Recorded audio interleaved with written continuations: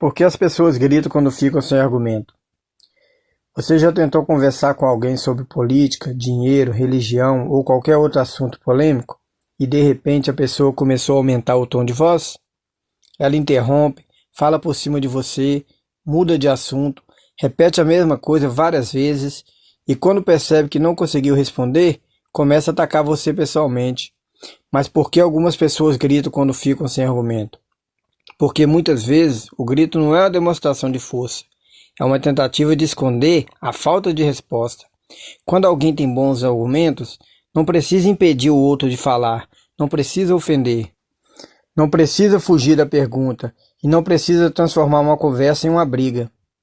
Quem está seguro do que acredita consegue ouvir uma opinião diferente, analisar o que foi dito e responder com calma.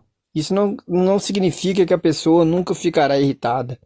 Todos nós podemos perder a paciência em algum momento. O problema começa quando a irritação substitui completamente o raciocínio. A partir daí, a pessoa deixa de defender uma ideia e começa a tentar vencer o outro pelo cansaço, pelo constrangimento ou pelo medo. É como se ela pensasse: talvez eu não consiga provar que estou certo, mas posso falar mais alto. E é justamente nesse momento que o debate deixa de ser debate. Um debate deveria ser uma comparação entre ideias. Uma pessoa que apresenta o que pensa, a outra que apresenta o que pensa, as duas mostram argumento, exemplos, dados e fonte. No final, talvez alguém mude de opinião, talvez ninguém mude. Está tudo bem. Discordar não deveria transformar o outro em inimigo, mas muita gente não entende uma opinião como uma ideia que pode ser analisada. Entende como parte da própria identidade. Então, quando você questiona aquilo que a pessoa acredita, ela sente como se você estivesse questionando quem ela é, em vez de responder ao argumento. Ela reage emocionalmente. Ela não escuta para compreender, escuta apenas esperando a oportunidade para atacar. E quando não encontra uma resposta, aumenta o tom. Talvez exista outro problema. Muitas pessoas confundem firmeza com agressividade, confundem autoridade com intimidação e confundem opinião forte com gritaria. Mas falar alto não torna uma informação verdadeira.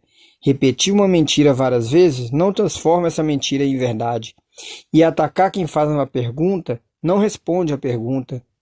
Se alguém diz, você está errado, e você pergunta, por quê? A pessoa precisa explicar, precisa apresentar algum fundamento. Pode ser um dado, uma fonte, um exemplo, uma explicação lógica. Sem isso, não existe argumento. Existe apenas uma afirmação repetida com mais volume. E hoje vemos esse problema com frequência em debates em televisão, podcasts e outros programas. Muitas vezes, o mediador deixa a conversa sair completamente do controle. Um participante não responde a pergunta, o outro começa a ofender. Alguém apresenta uma informação falsa e o debate continua como se tudo tivesse o mesmo valor. Não deveria ser assim. O papel de quem conduz um debate não é apenas controlar o tempo, é cobrar resposta, é pedir fontes, é impedir ataques pessoais, é separar a opinião de fatos e, principalmente, é trazer a conversa de volta quando alguém tenta fugir do assunto. Um bom mediador não deve escolher quem está certo apenas por preferência pessoal, mas também não pode tratar uma mentira comprovada como se fosse apenas uma opinião. Não pode deixar que quem grita mais pareça ter vencido, porque debate não é ringue, não é competição de volume, não é espetáculo de ofensa. Aqui neste canal eu quero fazer diferente. No futuro teremos lives e debates, mas eu não vou convidar pessoas apenas para criar confusão e gerar audiência.